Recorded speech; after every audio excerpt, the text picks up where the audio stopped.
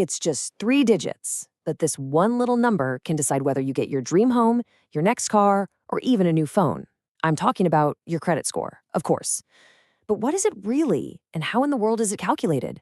Well, we're about to pull back the curtain and find out. To really wrap your head around this, let's start with a little story. Picture this: two people walk into the same bank on the same day, both looking to get a loan. Now, on paper, they look like financial twins. They have the same kind of job, they make the same salary, and they're asking for the exact same amount of money. From the outside, you really can't tell them apart. But this is where the story takes a turn. The loan officer reviews their applications and boom, one person is approved on the spot. No problem, great interest rate. The other person? They get a hard no, rejected. So what happened? What was the invisible force at play here? Well, the answer comes down to that single, incredibly powerful number, their credit score. So let's get right into it. What exactly is a credit score?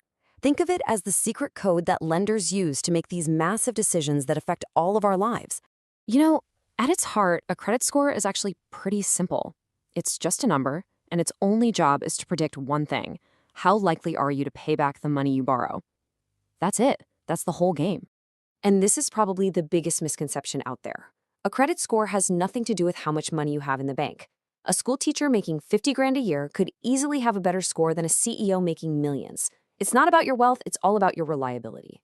Now, lenders see these scores in tiers. In the US, the scale usually goes from 300 up to 850. If you can get your score above 750, to them, you are a financial superstar. But if it dips below 650, suddenly you start to look like a bigger risk. That one number is their entire risk assessment, all wrapped up. But you know, it wasn't always this way. Way back in the day, getting a loan was all about a banker's personal judgment call on your character. And as you can probably guess, that was super subjective and often unfair. Everything changed in 1956 when two guys, Bill Fair and Earl Isaac, created a mathematical model to do this objectively. That model? It became the FICO score, which today is used in something like 90% of all lending decisions in the United States. Okay, so how does this all-powerful number actually get calculated? Well, it's not magic, it's math. It's a formula that's based on 5 key factors from your financial life. And right away, you can see that not all factors are created equal. In fact, just 2 of them do most of the heavy lifting. Your payment history and something called credit utilization make up a whopping 65% of your score. The others are important, for sure, but these 2 are the undisputed heavyweights. So here they are, ranked by how much they matter. And since the first 2 are so incredibly important, let's really dive into what they mean. All right, first up, the number one most important factor, your payment history. This is 35% of your score, and it makes perfect sense. Lenders believe that the best way to know what you'll do in the future is to look at what you've done in the past. It's really simple. Do you pay your bills on time? Every single on-time payment builds a positive track record.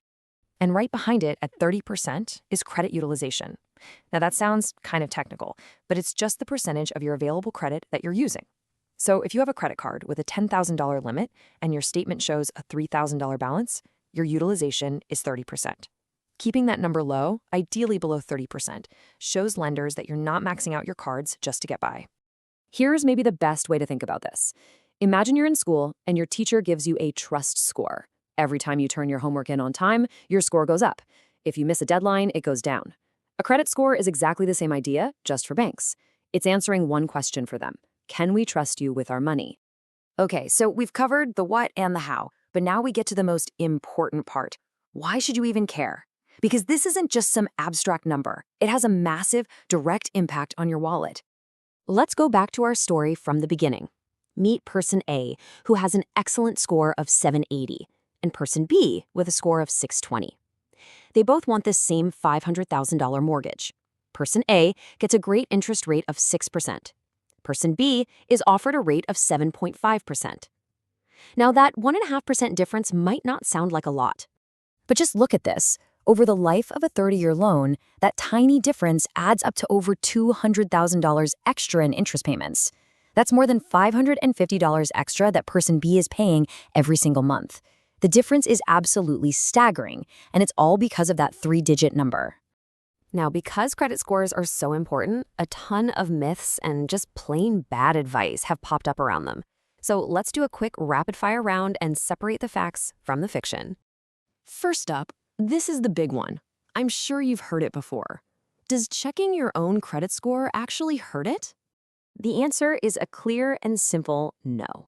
When you check your own score on an app or a website, it's called a soft inquiry. It has zero impact, none. It's only the hard inquiries, when a lender checks your score because you've applied for new credit, that can cause a small temporary dip. Okay, here's another one. This myth costs people so much money in interest. Do you actually need to carry a balance on your credit card from month to month just to build a good score? Absolutely not. This is probably one of the most stubborn myths out there. The best thing you can do is use your card and then pay the statement balance in full every single month. That way you prove you can handle credit responsibly and you don't pay a single penny in interest.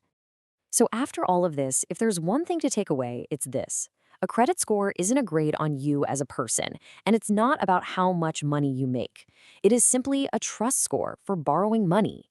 So how do you build that trust? Well, it really boils down to 3 simple but powerful habits. 1, pay your bills on time, every single time. 2, keep your credit card balances low. And 3, over time, show that you can handle different kinds of credit responsibly. See, that 3-digit number isn't just some random grade. It's a direct reflection of your financial habits. And understanding how it works, that is the first and most important step to mastering it.